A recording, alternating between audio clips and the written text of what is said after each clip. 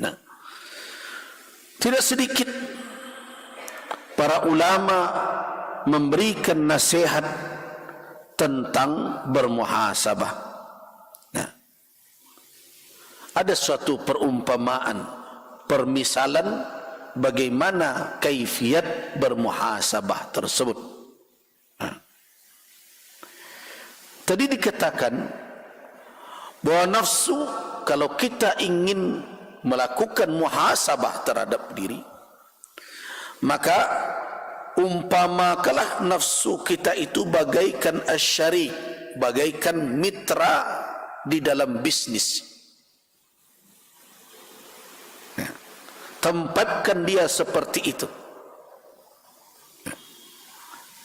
Fakama annahu la yatimmu maqsudu syarika min ar-ribh illa bil musyaratah ala ma yaf'alu syarik awalan. Kalau bapak-bapak dan ibu-ibu bekerja sama dengan seseorang dalam mengelola suatu proyek atau usaha, apa yang perlu didudukkan dahulu adalah syarat-syaratnya.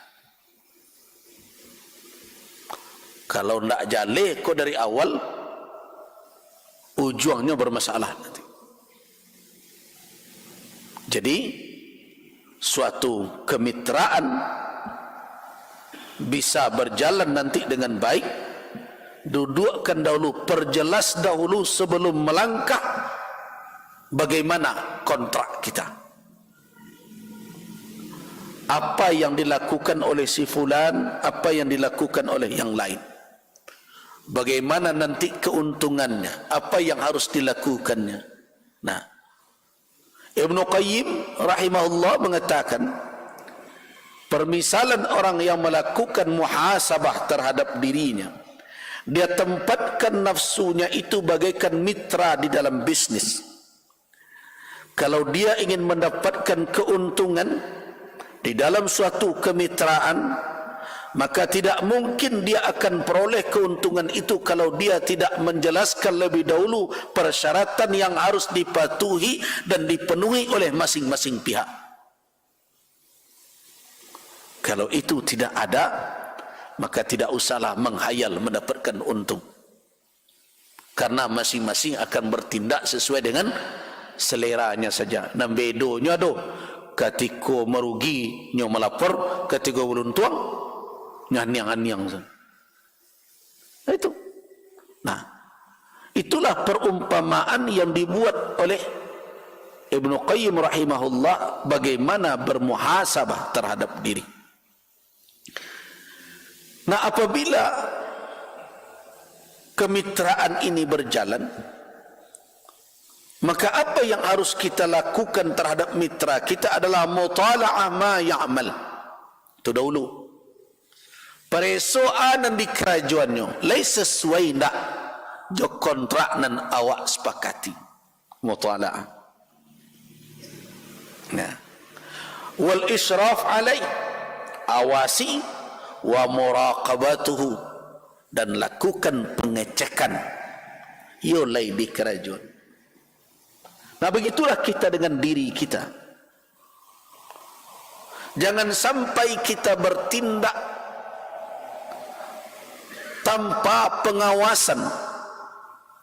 Jangan sampai nafsu menyeret kita untuk melakukan sesuatu tanpa pengawasan, tanpa investigasi, tanpa kita tahu kemana arahnya dan apakah sesuai dengan kontrak awal atau tidak. Jadi yang pertama lakukan mutala'ah, cari tahu ana di kerajaan. Nah, jadi kalau dibawakan kepada diri, ketika nafsu kita mengajak kita untuk melakukan sesuatu, apa dahulu yang harus kita lakukan? Mutala'ah. Ketahuilah apa perbuatan yang dia sorong atau dia dorong kita untuk menjalankan. Ketahui batas-batasnya. Diajaknya wak untuk makan,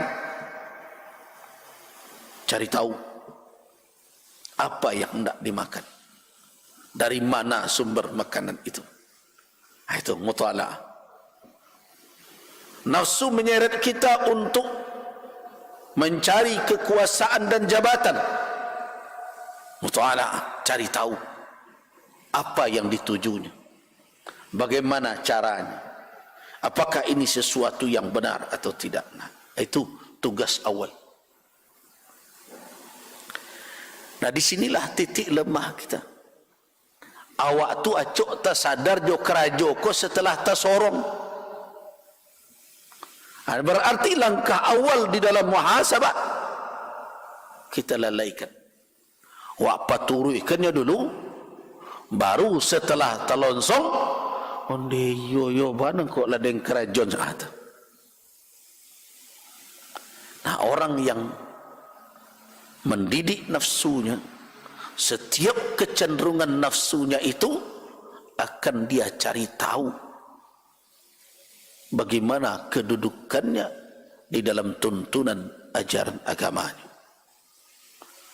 Jadi jangan satu awak diajak dianggukkan dulu, cari tahu boleh ko ndak boleh ko, lai sesuai nak dengan kedudukan kita sebagai hamba, sebagai khalifah di muka bumi ini yang diamanahkan oleh Allah Subhanahu wa taala untuk memakmurkannya, yang diciptakan oleh Allah dengan tujuan untuk beribadah kepadanya.